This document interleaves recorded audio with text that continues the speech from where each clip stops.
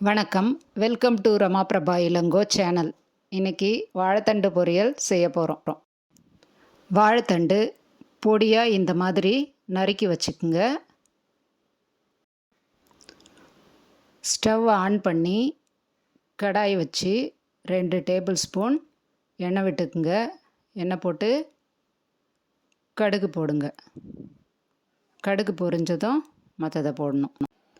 வாழைத்தண்டு வாங்கும்போது முனையை கிள்ளி பாருங்கள். கிள்ளி பார்த்தபோது கையோடு வந்ததுன்னா, சாஃப்டாக வந்ததுன்னா அது நல்ல தண்டு. நார் மாதிரி குச்சி மாதிரி நின்றுதுன்னா அது குச்சி தண்டு. அது நல்லா இருக்காது.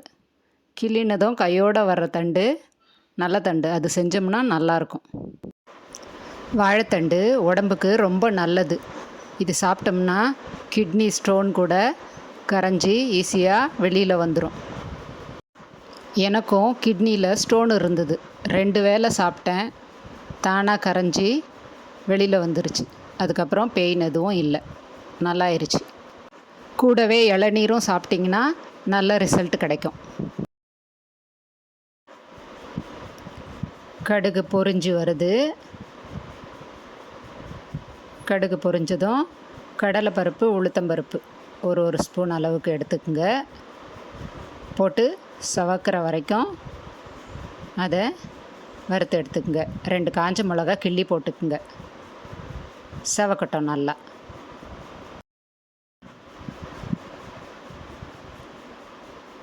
காஞ்ச மிளகாயும் பருப்பும் செவந்ததும் கொஞ்சம் கருவேப்பிலை சேர்த்துக்குங்க.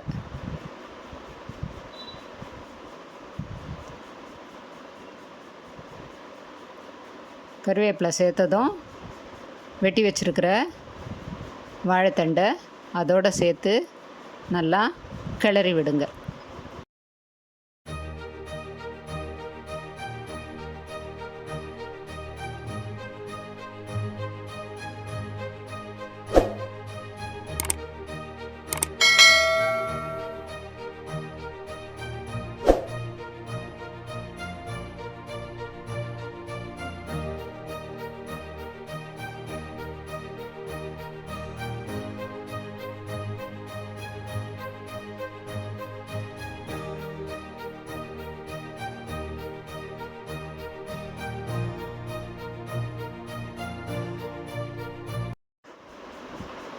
இதோட 1/4 ஸ்பூன் மஞ்சள் பொடி சேர்த்துக்குங்க.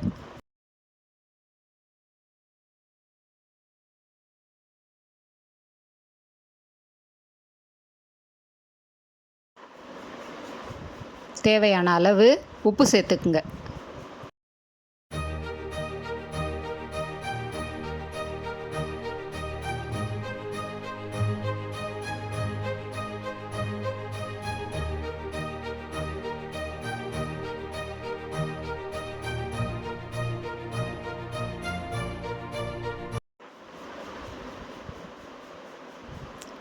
ஒரு 1/4 டம்ளர் அளவுக்கு தண்ணி சேர்த்துக்குங்க. தண்ணி நிறைய சேர்க்கக்கூடாது, கொஞ்சமாக சேருங்க.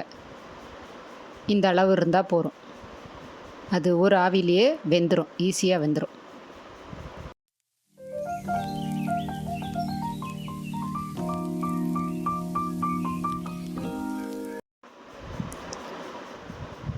மூடி போட்டு ஒரு 2 நிமிஷம் மட்டும் வேக விடுங்க.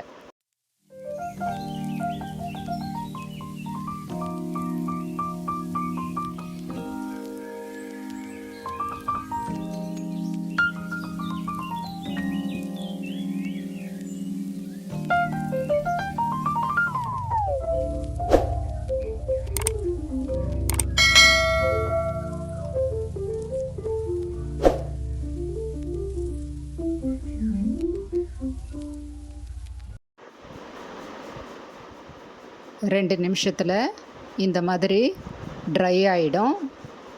இந்த பதத்துக்கு இறக்கிக்குங்க.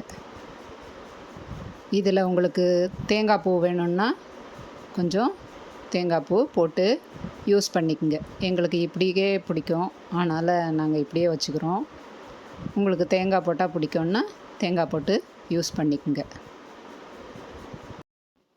இது உங்களுக்கு பிடிச்சிருந்தா சப்ஸ்கிரைப் பண்ணுங்கள், ஷேர் பண்ணுங்கள். நன்றி, வணக்கம்.